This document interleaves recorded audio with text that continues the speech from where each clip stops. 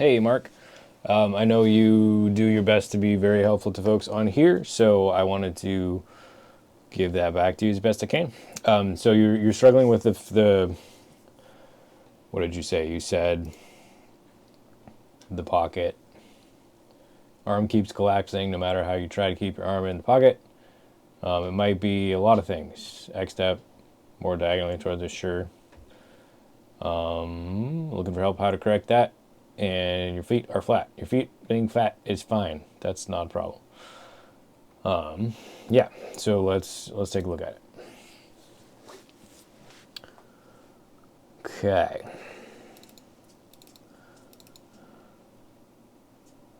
So already we have a problem. Look at your head. You're putting your ear towards your front shoulder. Elbow orientation looks good here. And it looks good here, but it's not. So your head went closer to your shoulder. Now we have a big problem. So the ear is still folded onto the shoulder.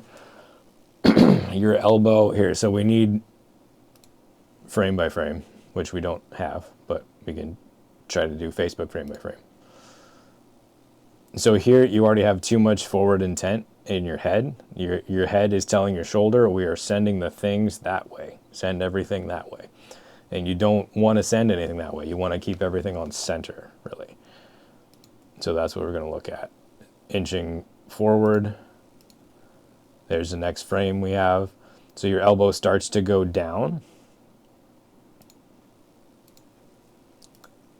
And the next frame we can get, excuse me, your elbow is down even more.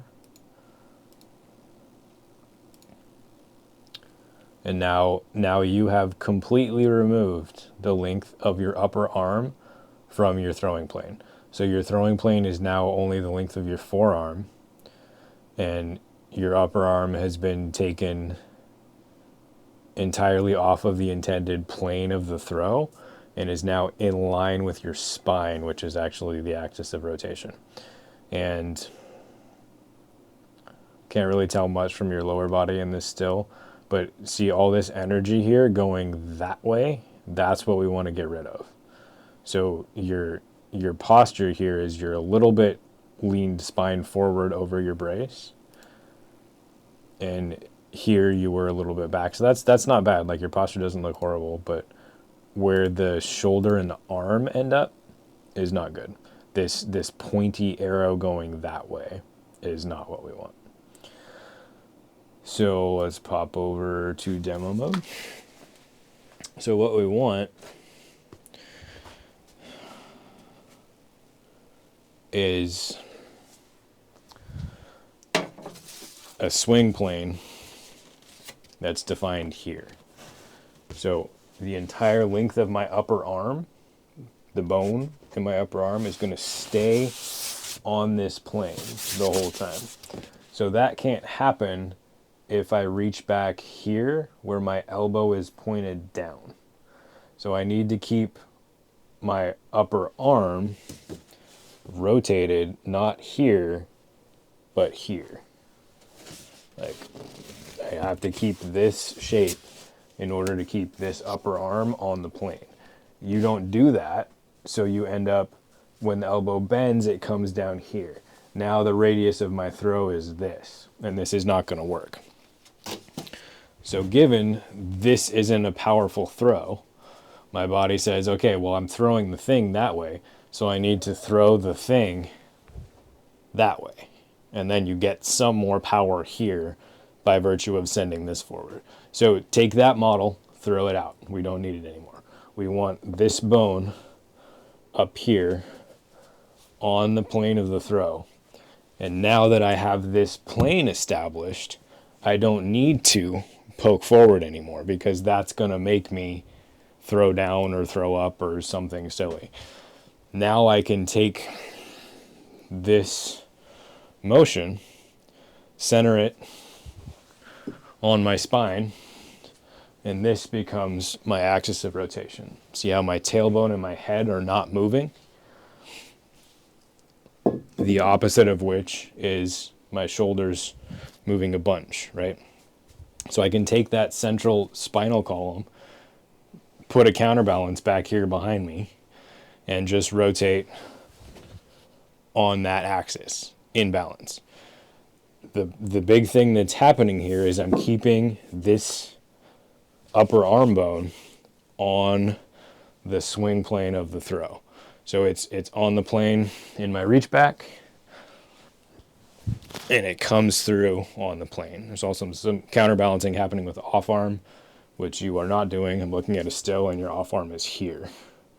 So you're in your pocket position, if we must use that phrase, but your off arm is here. So we want it like that.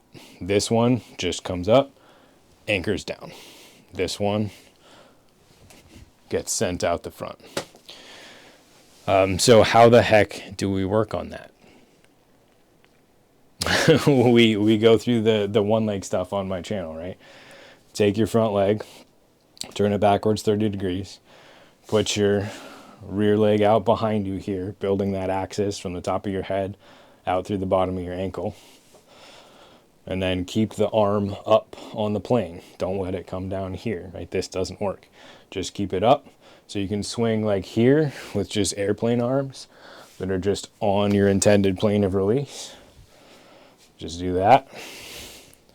And then let this arm come down and anchor. So you're going to swing here and then anchor and project. And you're not doing anything. The problem you're having is you're getting here and you're trying to do something.